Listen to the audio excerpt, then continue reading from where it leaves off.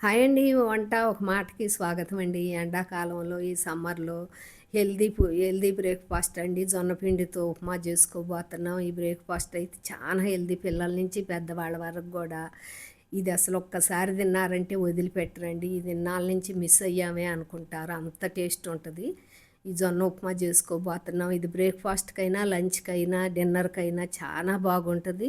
బరువు తగ్గాలనుకున్న వాళ్ళకి, హెల్తీగా ఉండాలనుకున్న వాళ్ళకి ఇట్లా చేసుకుని తింటే చాలా చాలా టేస్ట్ ఉంటుంది. లంచ్‌లోకైనా, బ్రేక్‌ఫాస్ట్‌కైనా. దీనికి నేను ఇంట్లో పట్టించుకున్న జొన్నలు కడిగి ఎండబోసి రవ్వ పట్టించి, ఆ రవ్వ జల్లెడ పడితే పిండి వచ్చింది. మీరు షాపులో అయినా తెచ్చుకోవచ్చు. రవ్వ అయినా పిండి అయినా షాపులో తెచ్చుకుని ఇదిగో జల్లెడ పెట్టిన పిండితో నేను ఈరోజు బ్రేక్‌ఫాస్ట్‌కి ఉప్మా చేసుకోబోతున్నా. మనం డిన్నర్‌కైనా వాడుకొని తినొచ్చు. దీనికి కప్పు అయినా, ఒక గ్లాస్ అయినా, కప్పు అయినా ఏదైనా ఒక కొలత తీసుకోండి. పిండి గొలుసుకున్న దాంతోనే వాటర్ కూడా గొలుసుకోవాలి. నేను ఒక హాఫ్ కప్పు పిండి తీసుకుని ఒక కప్పు వాటర్ పోసి కలుపుకున్న పలసగా.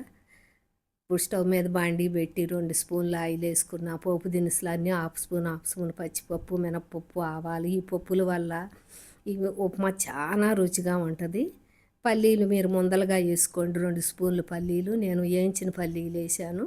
ఒక మీడియం సైజు సన్నగా తరిగిన ఉల్లిపాయ ముక్కలు, కొంచెం కరివేపాకు, కొంచెం 2 స్పూన్ల క్యాప్సికం, ఒక పచ్చిమిర్చి వేసుకున్నా. మీరు కావాలంటే ఒకటి వేసుకోండి. దీనిలో పచ్చిమిర్చి ఎక్కువ పట్టదు.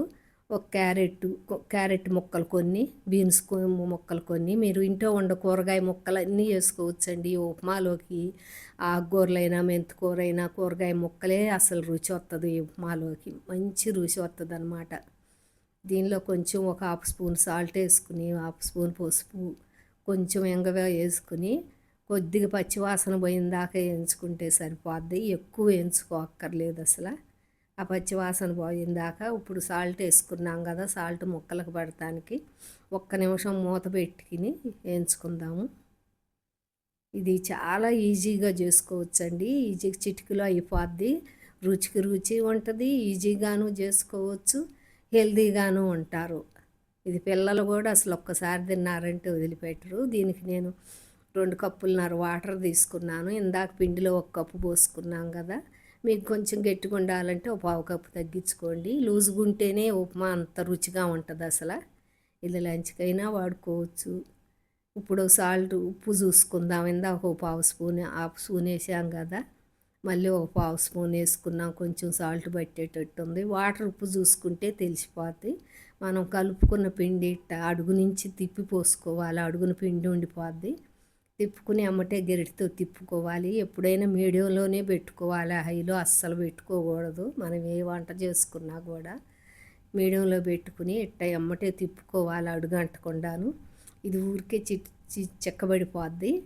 2 నిమిషాలు ఉడికితే సరిపోద్ది అసలు. ఎక్కువ ఉడికే పని ఉంది. మనకు ముక్కలు ఎగినాయి కనుక 2 నిమిషాలు అట్టు ఉడికితే చిక్కబడిపోయింది చూడండి. ఇది ఆరేతలకి ఇంకా చిక్కగా అయిపోద్ది. మీ దగ్గర దించబోయేటప్పుడు పచ్చి కొబ్బరి ఉంటే ఒక స్పూన్ వేసుకోండి. ఆ పచ్చి కొబ్బరి వల్ల చాలా రుచి వచ్చిద్ది అనమాట. ఉప్మాకైనా, బ్రేక్ఫాస్ట్కి, లంచ్కి కూడా. చూడండి అట్టు ఉడికింది కదా. ఇంకా స్టవ్ కట్టేసుకుని కొంచెం కొత్తిమీర చల్లుకున్న. ఈ ఉప్మాలో కొత్తిమీర మంచి కమ్మనాసన వస్తుంటుంది. రుచి కూడా ఉంటుంది అన్నమాట. ఒక లైక్ కొట్టండి, సబ్స్క్రైబ్ చేసుకోండి. చూడండి ఆరేకొంది గట్టిపడిపోతుంది. మనం ఇప్పుడు బ్రేక్ఫాస్ట్కి ఇది పల్లీ చట్నీ, కరివేపాకు కారపొడితో తింటుంటే అబ్బా, ఈ రుచి అసలు మిస్ అయినట్టేనండి. అంత రుచి ఉంటుంది ఈ పల్లీ చట్నీతో తింటుంటే. ఈ పొద్దున్నే బ్రేక్ఫాస్ట్కి ఇట్ట తినండి. అసలు హెల్తీగా ఉంటారు, బరువు తగ్గుతారు. ఈ ఎండాకాలం హాయిగా ఉంటుంది పొట్టకు. కానీ ఈ ఒక్క కప్పు తిన్నారంటే ఆకలి కూడా కాదు అసలు. ఇకను మళ్ళీ 4 గంటల ఆకలే అవ్వదు. చూడండి గట్టిపడిపోయింది. లంచ్కి కూడా ఇట్ట తినవచ్చండి. ఇలా ఇదే మళ్ళీ లంచ్కి కూడా. ఈ లంచ్లోకి నేను సొరకాయ పెరుగు చారు, గోంగూర పచ్చడి, దోసకాయ పల్లీ చట్నీ చేసుకున్నాను. లంచ్లో కూడా ఇట్టాగే ఇది తినొచ్చు. చాలా హెల్తీగా ఉంటుంది, ఆకలే కాదు. మీరు ఒకసారి ట్రై చేయండి.